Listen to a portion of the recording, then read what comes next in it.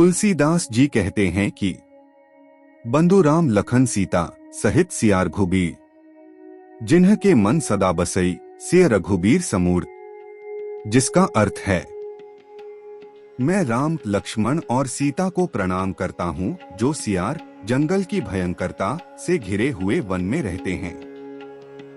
वे ही राम सीता जो मूर्खों के मन में भी सदा वास करते हैं, जो उन्हें प्रेम से स्मरण करें उनके हृदय में भी रहते हैं। यहाँ भगवान राम का सीता और लक्ष्मण के साथ वन को प्रस्थान दर्शाया गया है। यह प्रसंग रामायण के अयोध्या कांड से संबंधित है, जहाँ भगवान राम अपने पिता दशरथ की आज्ञा का पालन करते हुए 14 वर्षों के वनवास के लिए सीता और लक्ष्मण के साथ अयोध्या छोड़कर वन को प्रस्थान करते हैं। नमस्कार प्यारे भक्तों, आप सभी का स्वागत है आपके अपने YouTube चैनल में। यह प्रसंग न केवल त्याग, धर्म और प्रेम का प्रतीक है, बल्कि राजधर्म और मर्यादा की उच्चतम मिसाल भी प्रस्तुत करता है। राजा दशरथ ने राम को अयोध्या का उत्तराधिकारी बनाने का निश्चय किया था, लेकिन कैकेयी की दासी मंथरा ने कैकेयी को भड़काया और उसे अपने 2 वरदान याद दिलाए। भरत को राजगद्दी दी जाए, राम को 14 वर्षों का वनवास दिया जाए। कैकेयी ने यह वर मांग लिए। दशरथ अत्यंत दुखी हुए, परंतु वचनबद्ध होने के कारण वे कुछ नहीं कर सके। जब राम को यह पता चला कि माता कैकेयी ने उन्हें वनवास देने का वर मांगा है, तो वे बिना किसी विरोध के उसे स्वीकार कर लेते हैं। राम का यह निर्णय दर्शाता है कि वे वचन, धर्म और पितृभक्ति को सर्वोपरि मानते हैं।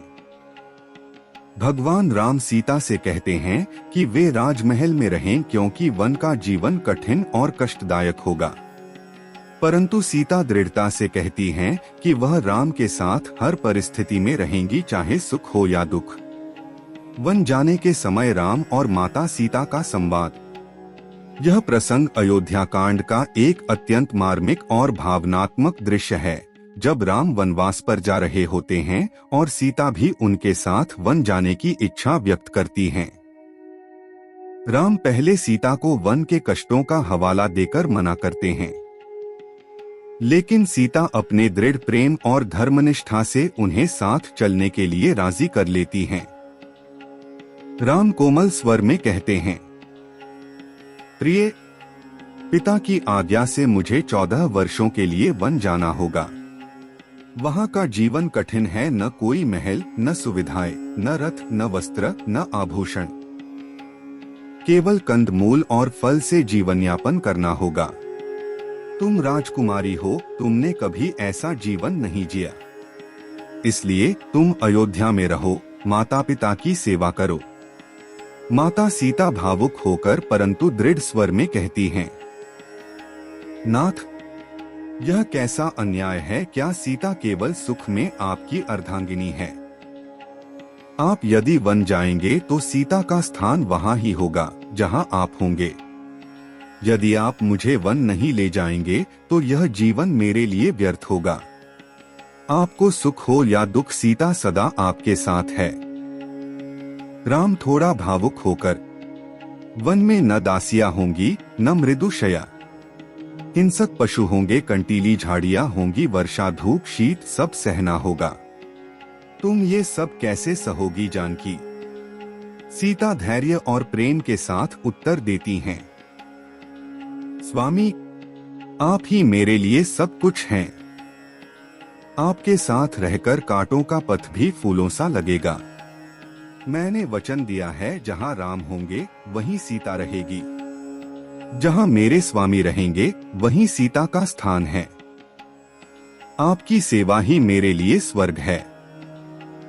यदि आप मुझे छोड़कर वन जाएंगे तो मैं प्राण ही त्याग दूंगी। राम विनम्रता और प्रेम से कहते हैं, जानकी, तुम्हारे इस प्रेम और निष्ठा ने मुझे गदगद कर दिया। यदि तुम्हारा यही दृढ़ निश्चय है तो आओ मेरे साथ चलो। हम दोनों मिलकर वनवास को भी सौभाग्य बना देंगे। सीता की अडिग निष्ठा। उन्होंने यह सिद्ध किया कि एक पत्नी केवल सुख सुविधाओं की साथी नहीं होती, बल्कि वह अपने पति की छाया बनकर हर परिस्थिति में साथ निभाती है। राम का धर्म पालन। राम ने वनवास को धर्म का पालन समझकर स्वीकार किया और सीता की परीक्षा भी ली कि वह केवल भावुकतावश तो नहीं चल रही। नारी की आत्मनिर्भरता और बलिदान। सीता ने यह स्पष्ट किया कि वह दुर्बल नहीं, बल्कि संयम, साहस और प्रेम की प्रतिमूर्ति है। लक्ष्मण भी संकल्प लेते हैं। लक्ष्मण भी राम के साथ वन जाने की अनुमति मांगते हैं। वे कहते हैं कि वे अपने भ्राता की सेवा में रहना चाहते हैं।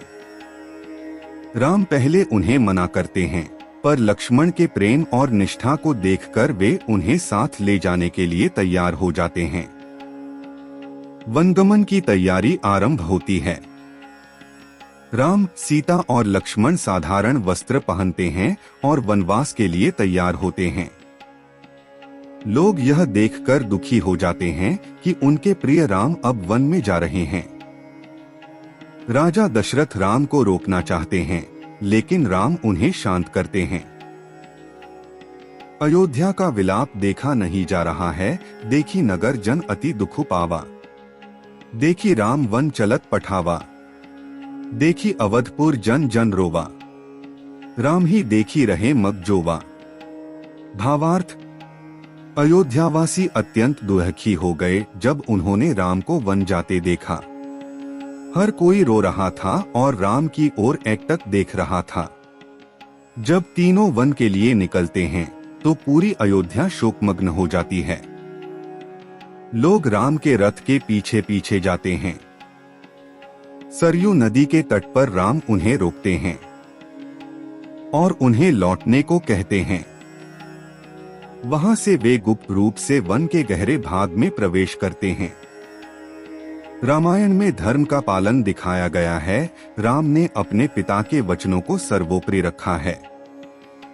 पतिव्रता का धर्म। सीता ने अपने पति के साथ रहकर नारी के धर्म का पालन किया। भ्रातृ प्रेम की उत्कृष्ट मिसाल दिखाई देती है। लक्ष्मण का त्याग और समर्पण अद्वितीय है। राजनीति और चालाकी का परिणाम हमेशा संकट देने वाला होता है। मंथरा और कैकेयी के षड्यंत्र ने राज्य को संकट में डाल दिया। वीडियो पसंद आई है तो एक लाइक कर दे और चैनल को भी सब्सक्राइब कर ले। अगर आपको ये वीडियो पसंद आई हो तो कृपया एक लाइक जरूर करें। धन्यवाद।